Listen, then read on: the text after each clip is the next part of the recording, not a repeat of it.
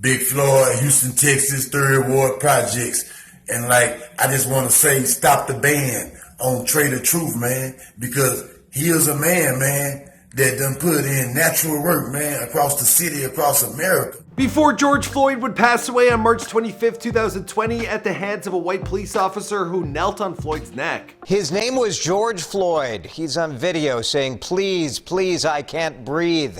So a Minneapolis police officer holds him down for minutes with his knee on Floyd's neck. Before the reaction to Floyd's needless passing resulted in complete chaos breaking out in downtown Minneapolis, and the nation would look to calling in the National Guard. Before news of George Floyd's passing would touch the world of Hollywood with condolences coming in from LeBron James, Beyonce, Colin Kaepernick, and Kim Kardashian. Before moving to Minneapolis in 2018, Floyd, he lived in Houston, and standing at 6'7", he showed great potential as a football and a basketball player. He even got an offer to go to college. Now, when that didn't work out, he became active in the local Houston rap scene, most notably working with the Screwed Up Clique. Now, this was led by the iconic DJ Screw.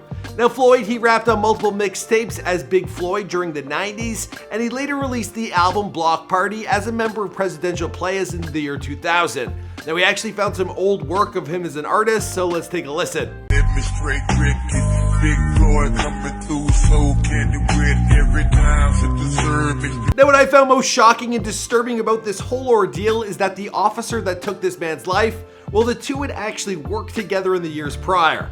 Absolutely disgusting.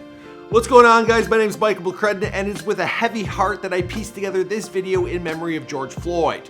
Now, I know as a white man in Canada who makes these videos, many in the hip-hop or urban genre, the daily struggle isn't one that I've witnessed myself. I fully understand that I'm privileged, never having to worry about dying because of the color of my skin. Now, with that said, I stand by the Black Lives Movement wholeheartedly, and if anything can come from all this, it will be some kind of change for equality in America and the rest of the world. Anyway, we make these videos with the utmost respect. Please leave your condolences in the comments down below. Now let's get into this before they were gone.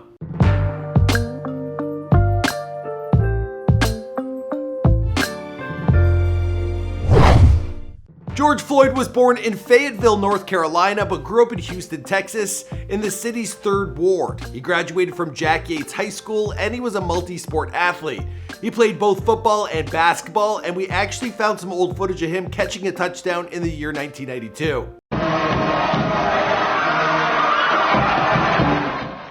He finished school in 1993, and then he became close friends with NBA player Steven Jackson, who won a championship with the San Antonio Spurs in the year 2003. Speaking about Floyd, he had this to say. "The difference between me and bro was I had more opportunity than he did. Two things we have in common, both from the bottom, and both of our names will live forever." Now, as an athlete in his own right, he was talented enough to get a basketball scholarship from Florida State University, but he didn't end up finishing high school and he couldn't accept the offer. Instead, he remained in Houston and he pursued his passion for music. Now, he became a rapper and was associated with DJ Screw in the hip-hop group Screwed Up Clique, and he freestyled under the moniker of Big Floyd. He was on mixtapes released by DJ Screw, so let's roll another clip. I let the Vicky and I also do it. Give me my music, man, I straight screw it. He's the father of 2 daughters, aged 6 and 22. Now, friends say that he was generally liked by all, and he was known as a gentle giant. Now, in Houston, he did end up getting in trouble with the law, and he spent some time in jail.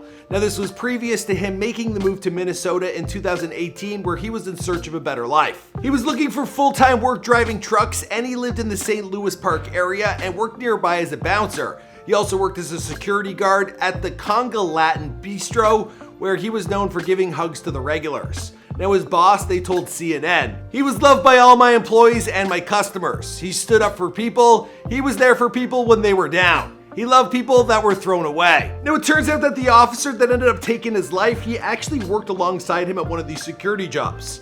Now, he also worked at the local Salvation Army, and he had recently lost his job due to the stay-at-home orders during COVID. And on the day of his passing, the police, they were called after he had written a bad check. What happened in the moments that followed is now a viral news story seen the world over. Now, initially it was reported that Floyd, he was resisting arrest, but video footage, it would put those rumors to bed. Now, he was compliant as officers, they had him exit his car, and then they put him in handcuffs.